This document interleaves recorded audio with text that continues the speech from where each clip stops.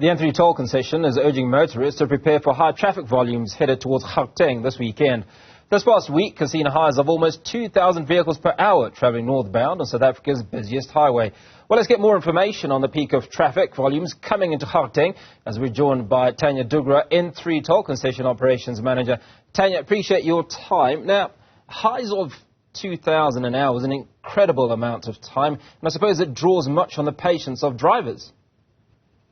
Absolutely, Hugo, and unfortunately, or maybe fortunately for us, we've seen those kind of numbers pretty much most of the week, where we've had highs, for instance, today of over 1,400 vehicles an hour heading northbound. So it's been really busy on the N3, and as you say, that does tend to put a lot of pressure on drivers and needing them to be a lot more focused, vigilant, and alert while they're on the road.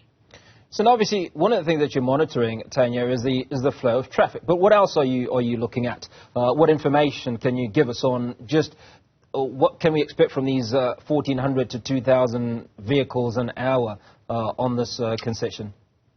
Well, obviously, with traffic congestion comes a lot of other challenges, particularly in the event of an unfortunate crash incident occurring, or as with the weather services and, advising about inclement weather, severe thunderstorms being reported in the KwaZulu-Natal part of our route, and also potentially extending into the Free State section, which again tends to lend itself to more dangerous driving conditions for our road users. And with those increased volumes, it just makes for more difficult driving conditions. It is also one of the reasons why we're continuing to encourage our road users to please make sure that they drive defensively, that they stick to the speed limit and maintain those following distances, keep their headlights turned on, but also that they afford themselves sufficient time so that they can adjust their driving style accordingly to suit the prevailing conditions, especially with something as dynamic as the weather. Yeah, I'm glad you raised the issue around driving styles, but not all driving styles are suited to driving a safe journey. Just how important it is preparation for a long journey. I mean, if you're driving 4 or 5 hours in one direction, what are the sort of things that you need to look out for? How do you prepare for this? Well, as always, what we would say is that the first thing is knowledge is power. So stay informed. Follow N3 Route on X, for example, where we'll give you as official verified information about what the conditions are on the route, and that is from a traffic route and a weather perspective.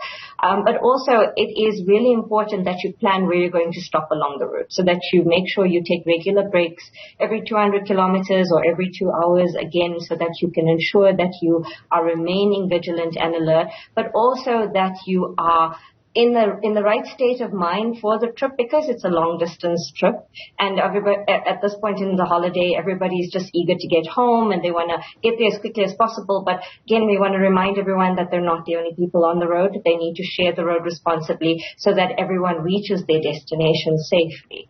But like I said, the most important thing is knowledge is power. Be prepared, stay informed, and again, gear yourself up for the trip. Thania, there's a lot of talk on drive for 200 kilometers and then take a break. What's the significance of this 200-kilometer mark? Well, the thing is that statistics have shown that fatigue tends to set in around about that time, driver fatigue, and especially on a long distance trip, which is why all of the experts tend to encourage that you stop as regularly as possible. And one of the benchmarks that is suggested is at least every 200 kilometers or every 2 hours, but also, like I said, making sure that you do so in a safe stopping zone. We want to make sure that you're in a safe, well-lit area, and ideally that would be at one of the many fuel stations along the route. So let's talk about alternative routes. What alternatives are there, particularly for those that are driving out from KZN, for instance, to Gauteng? I think the pressure is, you're driving in the 1,800 to 2,000 vehicles on the highway. You might look for an alternative. Are there alternative routes for people to take on some of these roads? Well, I'm pretty sure that they are, but we wouldn't encourage people to get off the N3. I mean, we think that it's one of the best managed routes in the country, and it's obviously in the best condition.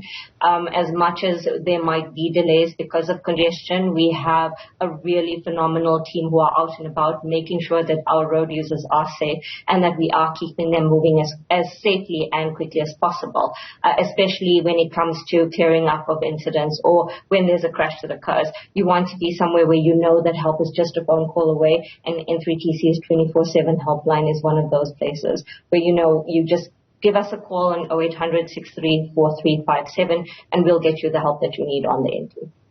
Now, something that we must talk about, Thania, is the inclement weather and the many challenges that it poses. Now, I often get a message from my insurer that says chance of hail in the next few minutes. Make sure that you are covered somewhere. Now, if you're on the N3, you're unlikely to get anywhere to go for cover. How should people deal with various weather conditions? Because obviously, sometimes the challenge of stopping on the side of the road in itself poses certain challenges because people may not see you, or just visibility is reduced. Absolutely. And that's, again, one of the reasons why we're saying please allow yourself sufficient time so that you can adjust your driving style to the prevailing conditions. Yes, you're right. It's not always possible for you to stop, especially when you're on a highway where, at 120 kilometers an hour, and this is a no stopping zone pretty much except when you get to a fuel station. But this is why we remind road users that you need to reduce your speed to, slow down as much as possible. Keep your headlights turned on. If visibility is reduced significantly, keep your hazards on. And where it is safe for you to do so, get off the road as safely as possible, but so that you don't pose an obstacle and an obstruction to somebody else who might not see you in time, and that can then obviously have catastrophic outcomes. Thania, you did touch on this a little bit, but how does the N3 Toll Concession collaborate with relevant authorities and agencies to ensure effective traffic management and road safety during these peak periods? Well, it's not just during the festive period, but our route incident management system is effective pretty much throughout the year, and there's a lot of capacity building that goes into it. It's a partnership, but road safety is a partnership with law enforcement, traffic officials, our own teams operationally, construction, maintenance teams, etc., but also with our road user. And that's why there's a lot of communication that goes into it. All of the initiatives that they do from a road safety perspective, on the law enforcement side, for example, is ramped up during the festive season so that you will see increased visibility of blue lights along the route, encouraging road users to follow the rules of the road. But there's a number of other interventions, and then obviously a lot of education that we're putting out and communication, trying to encourage our road users themselves to please partner with us to help make sure that everybody gets home safely. Now, finally, you and I have been having this conversation for the last couple of years. Just how much progress do you think you've made in getting the right information out to relevant people, to the drivers, to the motorists that are out there? And are they implementing the various suggestions that you've given them? I'm very hopeful that the road users are listening and that they are consuming what we're saying, and that's just why, it's repetition in education, and we need everybody else to help us to get that message out there. If we can just convert one person and help to save one life, that's one life more than would have been lost on the roads, and, every life that we lose on the road is just one life too many. It's really difficult to quantify the impact of all of the initiatives that we are undertaking, but we have to continue doing so. Thania Dhoogra, as always, appreciate your time and wish you a glorious 2024. That was N3 Toll Concession Operations Manager Thania Dhoogra.